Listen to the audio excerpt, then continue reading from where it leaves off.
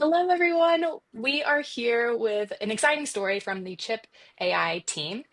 They recently traveled internationally to London, and we saw this pop up on LinkedIn, and we had to know more information. Shares the story of how this came about and what did you do? What did you create? Sounds really freaking awesome. So, again, I'm Lauren, if you haven't met me yet, and I have Leah here also, who's listening in from our team.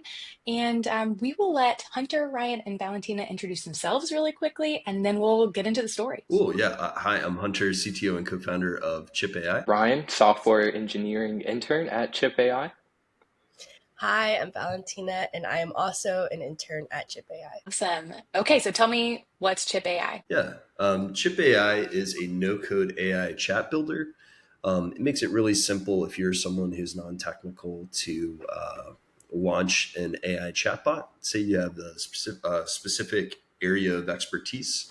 You can add that expertise into a chatbot and it can speak on your behalf. And my co-founder and I have a background in education, in ed tech, taking really complex concepts. We were working together in Web3 and taking really complex concepts and making them very accessible. So economic accessibility through education is really our pithy little value statement. And so obviously there's a lot of stuff happening in AI. We want to make sure that that is accessible to the widest population of people possible. Sweet. Okay. So now that we know what Chipp.ai does, why were you in London? How did you get there? Yeah, well, that's a fun one. Pretty much 1 week before the trip, my co-founder and CEO of the company, Scott, he's the money man. Anytime money gets spent in any direction, he's the guy that makes those decisions. I'm the builder. He was like, "Hey, man, Mistral AI. Mistral is an LLM provider trying to compete with OpenAI. They're doing a hackathon in London. We have our head of growth, Serge Hunt, is in London, and we also have a lot of users in both the UK and broader EU and Europe. And we've contracted with some developers there, and we were like, Scott was like, hey, why don't you fly to London and let's just rent a Airbnb and give people a place to stay and see who shows up." And that was how the trip happened. It's very cool. Okay, so we're in London now, but Valentina and Ryan, tell me where you were just a few months ago. Like, how did you get to this point? Either one of you. Ryan, how about you go ahead and start? Yeah, so a few months ago, I was working full time at a bagel shop called Sully Steamers. Just coming home at the end of the day and coding as much as I can.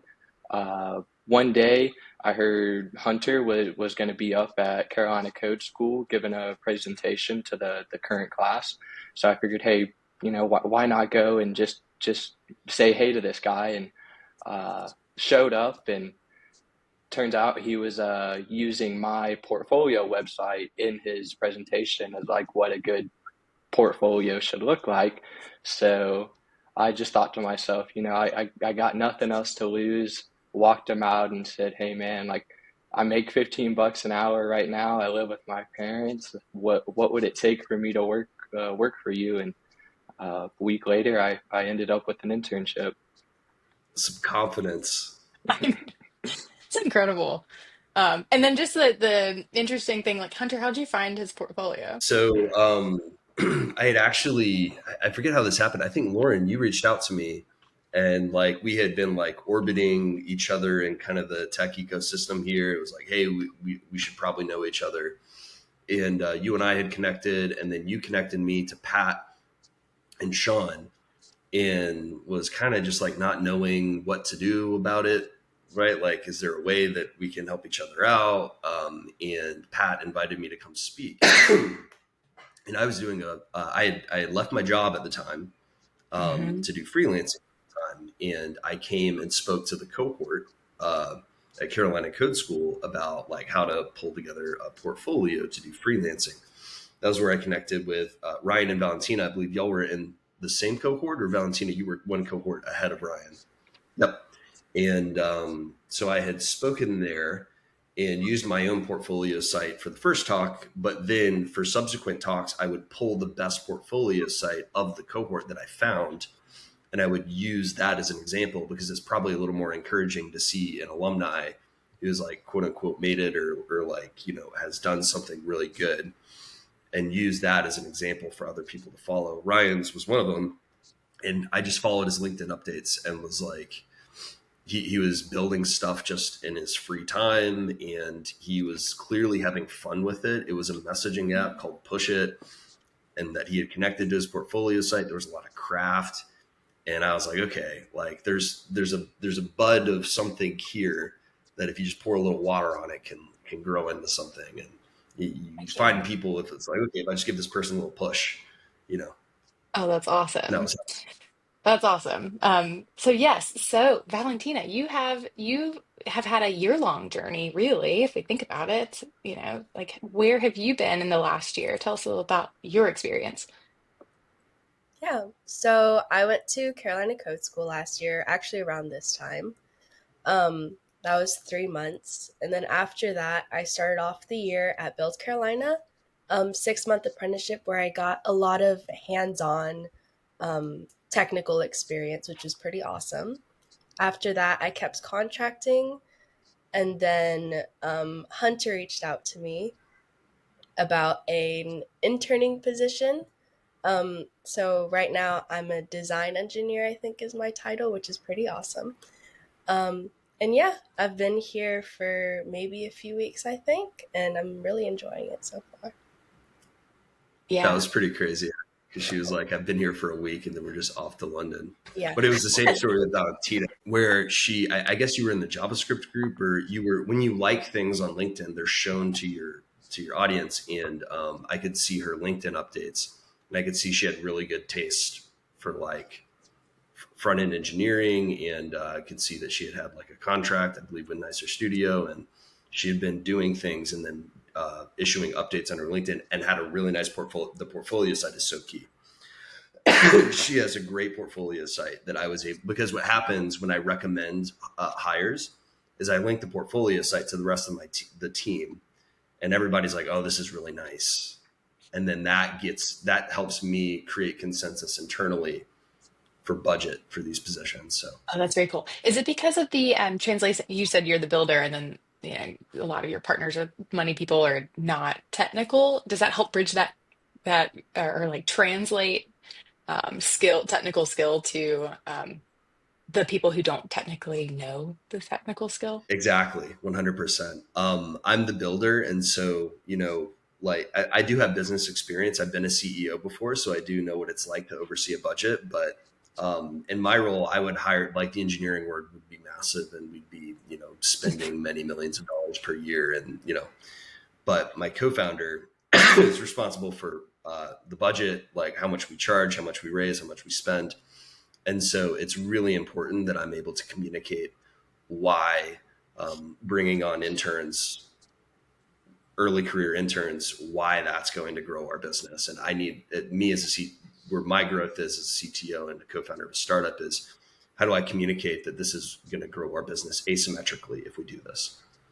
Yeah, which is touching on something that we wanted. It like you said, like what is the we're taking this risk of hiring early career engineering talent, and they've personally showcased, in this case, they personally showcased their skill and their passion and their like just enjoyment of building and creating, and their craft is visible. You mentioned LinkedIn post updates and building in public and showing your portfolio and not being afraid to show what you're doing, and then also both of you are just like very gritty and picking up contracts and picking up small bits and just keep building. So, they've given you something to showcase. But yeah, like tell us about what the value add for Chip AI is for bringing on this early career talent. And again, like, I mean, this is, I think, Valentina, you had a couple contracts, and Ryan, you hadn't had a professional gig yet. Um, Right. Yeah, cool. So that sets the stage. Like very, very first couple contracts or first professional paycheck as far as coding goes. And tell us like why? Why did Chip do it? Yeah. Well, we are mentored by investors, the people. So we've raised money. We've raised a decent bit of money. And part of that is when we raise money from investors, they want to make sure their money is spent well. And so they take a board seat. So we have a M25 was the lead investor in our last round. And there's a guy named Micah Sim who sits on our board, and he gives us week to week mentorship. And he coaches my co-founder the most because he's CEO. But the mentorship we've received has been to take asymmetric bets, to use the capital that we've been given in a way that creates, it may be a long shot, but can create a really big payoff. So the most obvious way to spend startup capital as a tech company is to hire the most senior people you can, and you raise many millions of dollars. And that was really possible in 2021, where interest rates were zero and capital was everywhere. We're in a very different environment. People want lots of revenue. They want their money going further.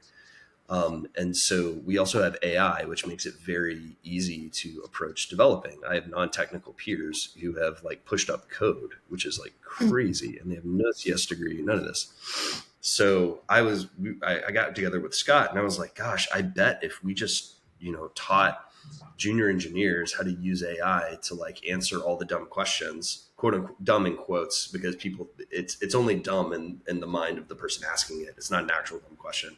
Mm. But for the easy questions, AI's things like ChatGPT, they're stochastic, right? So they've taken in the most common data on the internet. And so, the first question a senior developer asks a junior developer is, have you Googled it? Right? When there's a question. And so with AI, you can just ask the AI. And so we're still getting the hang of this. But I meet with Ryan and Valentina, trying to do it biweekly, and just sitting next to them and ironing the kinks out of the process of like using the AI to answer as many questions as possible and to also assist in development. And we believe that AI, rather than automating away junior, because there's this whole thing about like, okay, AI is going to take away all the junior dev jobs. It's going to take away all jobs. It's going to destroy the world. It's going to do this. It's going to do that. And what we actually believe at Chipp is that it actually empowers junior developers the most. So we think that early career generalists are going to be the biggest winners of the AI wave. We think that the biggest losers are going to be people who have over specialized. But we do think it helps everyone. So being a junior, I think right now is the best time to be a junior developer. That's like counterintuitive because you see a lot of layoffs, you see a lot of negative news articles posted about the tech industry. Our counterintuitive belief is that now is the best time to be a junior dev. Be AI native, use AI to help you like learn things. It's so great for education because it takes the most common thing on the internet, and that's kind of the answer. It does probabilistic responses, and that's really, really good if you're a junior. It's not great if you're a super senior and you already know the most common stuff. So that's been our bet. So that's like, okay, like it's actually really good to hire junior devs. We have a very limited amount of capital. But we know how to use AI. And so that's where we're taking a symmetric bet and bringing on junior talent. That's very cool. So, and then Valentina and Ryan, from your perspective, you've been brought into this team that it sounds like education, and you've mentioned being access to education, access to opportunities is part of your pithy, mission also. But that's our shared mission at Build Carolina, is that we want to find ways to bring access points to the whole spectrum of entry points for tech. So from your side of things, though, sounds like you're getting mentorship too.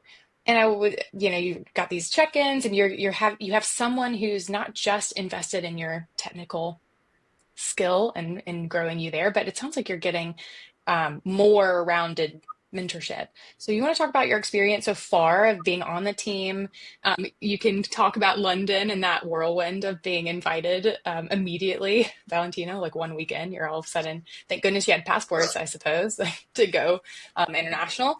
But yeah, so like let's talk about that. Like, what does it feel like to be a junior developer, a design engineer on the Chipp team right now?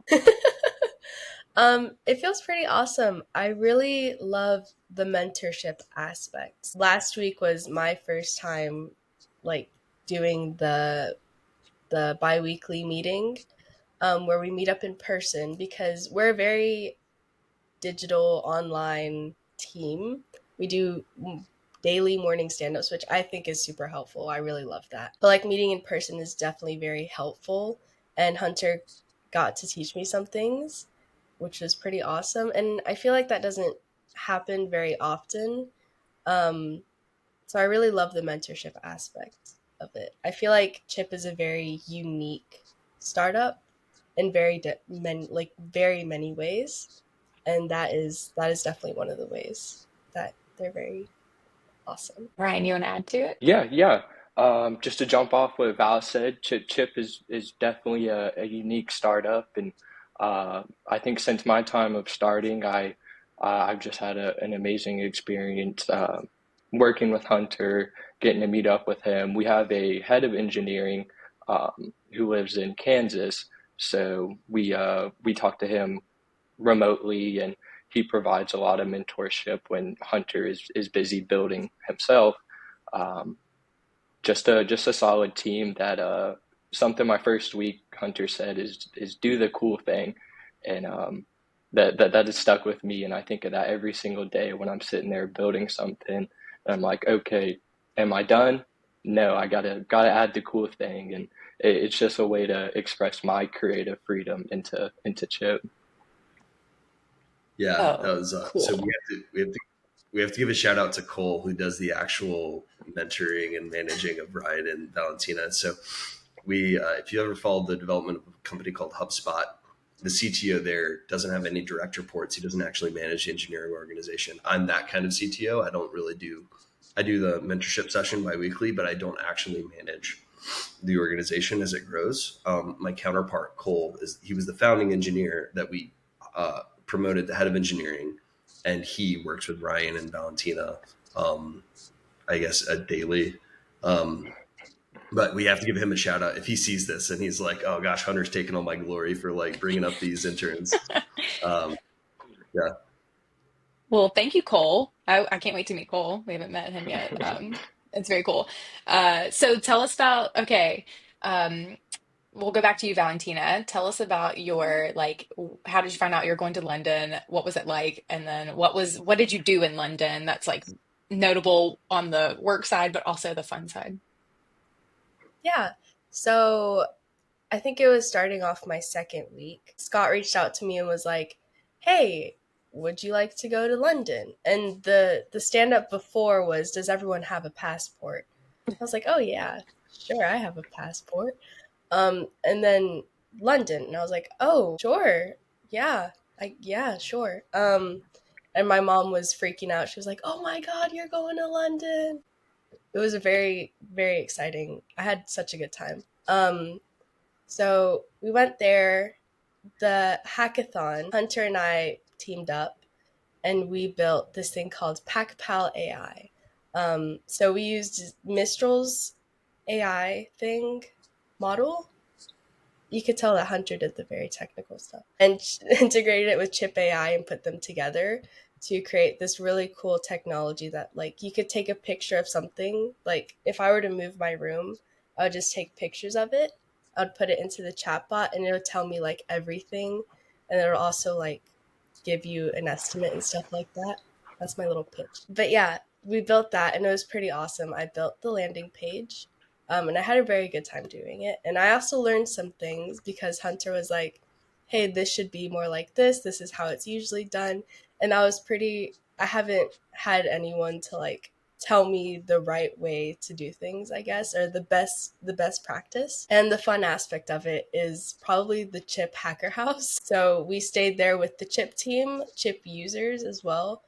And I got to meet a lot of very cool, fun people, and I had a very great time. Okay. Is there like a reality TV show that's coming out of the Chip Hacker House? I mean, it sounds cool to me.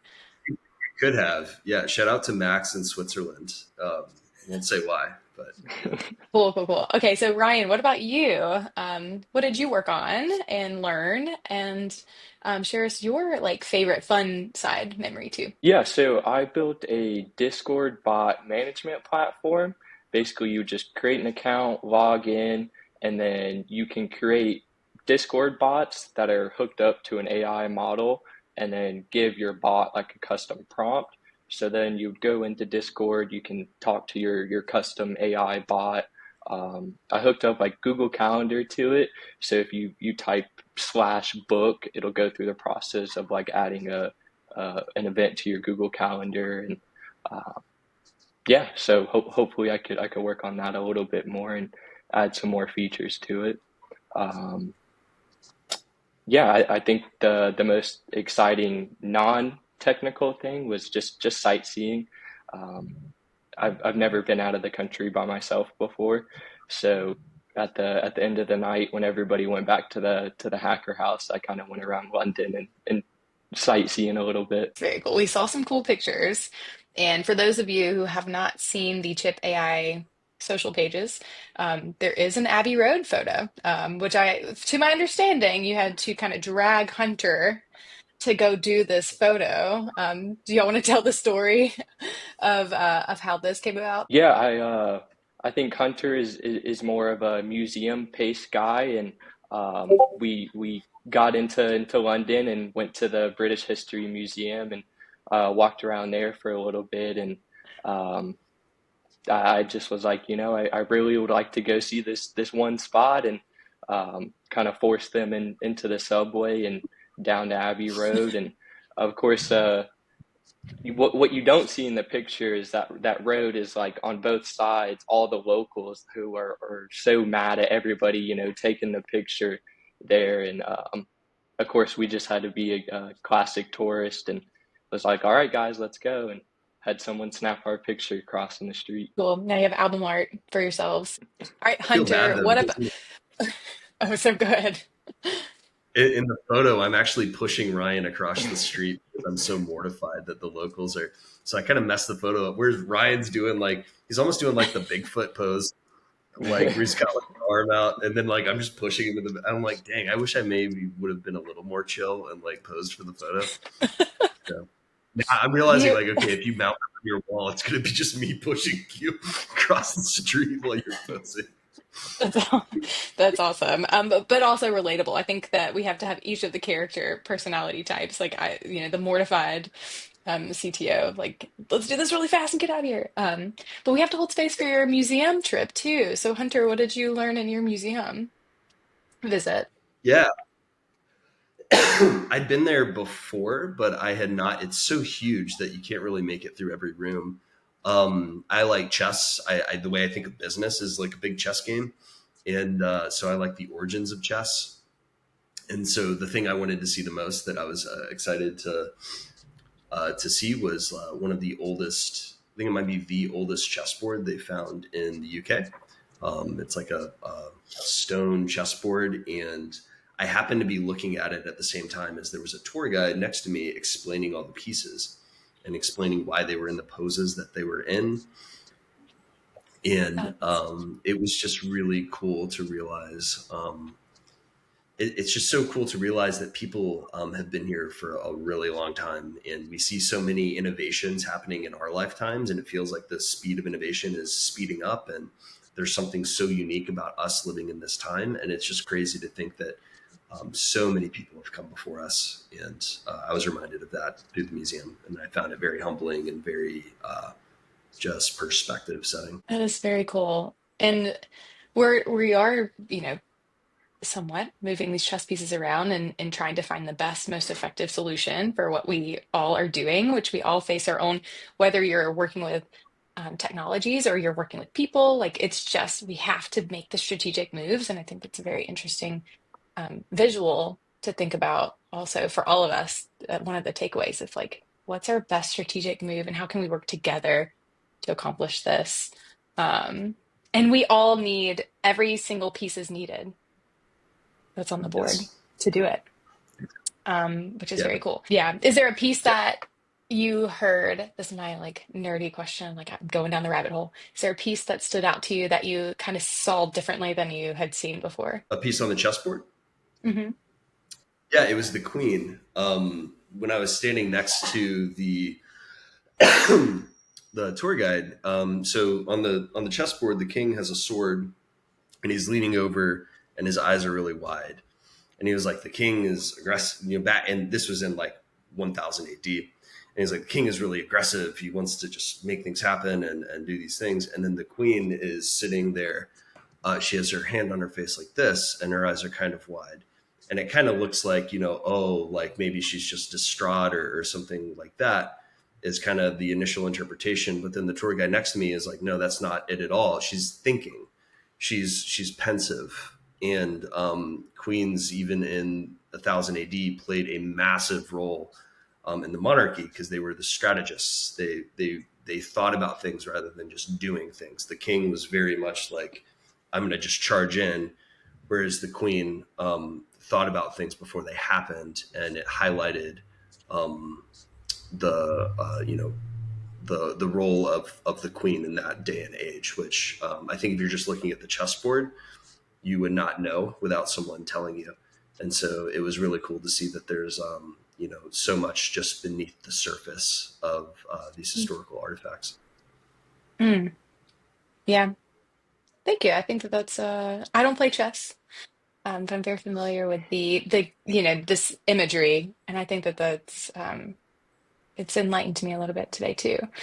But as we're talking about strategy and thinking of ways that we can, fill these gaps and create access, because that's why we're all here. We are all, we just so happen to all be in Greenville, South Carolina, and it's through just tapping on doors. I think each of us can probably speak to this, and Leah, you can chime in too if you have some thoughts on this, because you've been our executive director for our whole existence, going on 8 years now. So we're heading into a really cool season where we've just kept moving forward and kept tapping on doors or trying to make relationships that are we don't know the value in the return. So like Hunter, when you and I met, we had no idea we would then fast forward to where we are today, where you are on a completely new team, building something completely new, um, pulling in Ryan and Valentina.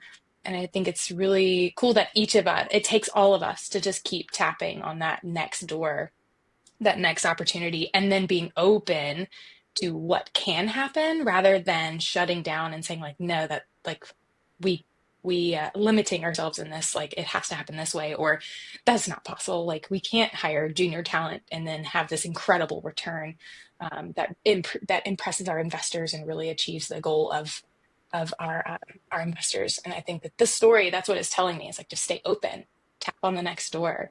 But Leah, do you have any thoughts on our Build Carolina side of why this story is important to us? Yeah. I'm going to bookmark that real quick and just ask, so did you all have to present your project ideas at the hackathon, and what happened? Valentina, do you want to take that one? Sure. Sorry. Sure. Yeah, so presenting wasn't what most people would think it would be. It was very science fair style, so we were all kind of put in a room, and then judges would come around every now and then. And we got two judges and we presented. And I kind of learned that, like, I know I've said this, like, this is probably my third time saying this, but you have to be excited to make other people excited. Energy rubs off on people. But yeah, that was what presenting was like for me. Wise words. Yeah. I had this whole, I thought we were going to present on a stage, but turns out you have to get past the first round to have the privilege of being on the stage. It was mostly just demoing your project to a judge that comes by, and they're just super casual. They're just like, what's up? Show me what you built. And you don't know, the thing was, you didn't know who was a judge and who was just interested in your project. So we would present to just passerbys by accident. And, that happened quite a bit, of like just other hackers that were just curious about what you built, but then they don't know that you're not a judge. So it was a lot. That's great. Thank y'all for sharing about the experience, about the hackathon, the trip, about Chipp, about just this whole story is really fascinating. And to Lauren's kind of point, y'all were representing, of course, Chipp at the hackathon, but you were also representing South Carolina, and you all live in the upstate area. And one of the really foundational kind of tenets of Build Carolina, the reason we exist, is to make sure that we have an accessible tech talent ecosystem right here, like where we live. So we all have different reasons why we live here. And so I want to kind of end on hearing from each of the three of you. What is kind of one benefit that you have found, whether it was expected or unexpected, from learning and entering into the industry or building a company right here? And what is an opportunity that we might have in South Carolina to continue to make this ecosystem better? And I'll start with you, Hunter, and then Ryan, and then Val. Yeah, so just to reflect the question, what is unique about the upstate about like technology opportunities in technology here? Yeah, start with a benefit, something that, we assume this a lot, but I've found it to be true that potentially when you go somewhere like London, were people surprised to hear that you were from South Carolina? And, or, when we're traveling and people make a lot of assumptions about the tech industry and whether or not there is a tech ecosystem, tech industry right here. We all know on this call that there is. And so, yeah, what's kind of like a unique benefit of being here when building your company or when building your career? So start with the benefit. And then again, like knowing that we do not have any of this figured out perfectly. Our chessboard is still very messy. So what is an opportunity where we can add additional value, where we can keep working, keep building to make our tech industry stronger here? Yeah, the biggest benefit by far, and I cannot underemphasize this, is cultural. People sell things here. It is very common for people to do door-to-door sales without any college education or anything. Like if someone wants to start a business here, they will join a pest control company and knock on your door and sell you pest control services. They'll sell you landscaping services. They'll sell you house cleaning services. Like people sell things here. That is so uncommon everywhere else. Like people are afraid. People are like, no, well, I need to go spend 6 years studying this thing and then someone's going to hire me. And there's a grittiness. There's like a I'm going to do the thing here, and that's cultural. And so that is huge. That is such a big um, economic tailwinds for being here, and something that I have noticed here and has made me as an employer want to hire here. Is like, okay, like people, you can hire someone and they'll figure it out. Like Ryan and Valentina can tell you that. And so that's a big benefit here. What was the last part? Sorry. Yeah, just an opportunity. Like, where can we keep improving in? And this it can be specific to Build Carolina, but also just generally as a state, as a region, what can we be doing to make sure that we don't get too far behind when it comes to, preparing talent, preparing resources I think to support companies like Chip? the biggest thing is for the city governments actually to build more infrastructure. Highways are clogged, grocery stores are crowded. This region is very much experiencing pains from all the influx of new people. And that's really hard on people who have lived here like their entire lives. And that makes people very anti-growth. And you're starting to see the anti-growth sentiment. So people, there's people who don't want this region to keep growing. But if the region keeps growing, it increases economic prosperity. So to get people pro-growth, I think just there needs to be more infrastructure. You need better roads, more lights at current locations. You need grocery store. People complain about Woodruff Road all the time, like how crowded it is. Like Valentina's left. Like you got to fix those things because people are not going to want this region to grow or keep growing if life just gets harder for the people who have been here their whole lives. Some thanks for adding, Ryan. Yeah, so I think one advantage of just starting my career here in Greenville is just starting a career at a place I call home. Not having the stress of I feel like if I went the traditional route, went to university, try to start my career somewhere else, I wouldn't get to come home and have a home cooked meal every night. So that's just definitely nice with when I was struggling with finding a position to even now being able to work from home. But one, I think, opportunity for Greenville and the tech community is just keep hiring junior talent. Um, we're cheap and we'll work hard. That's true. Great, thank you. Val, you get to wrap us up.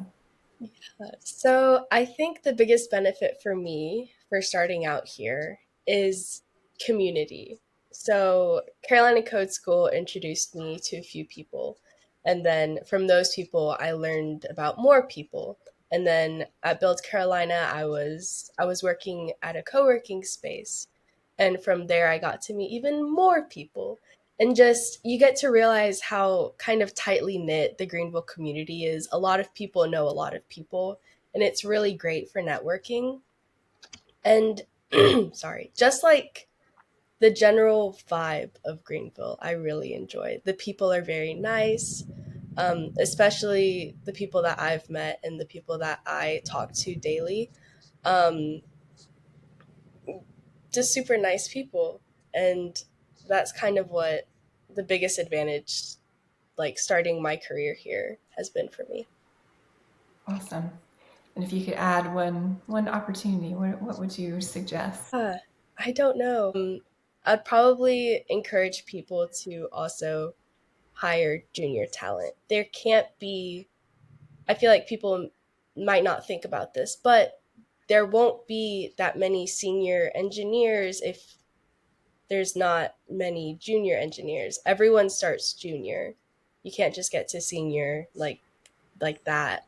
So if you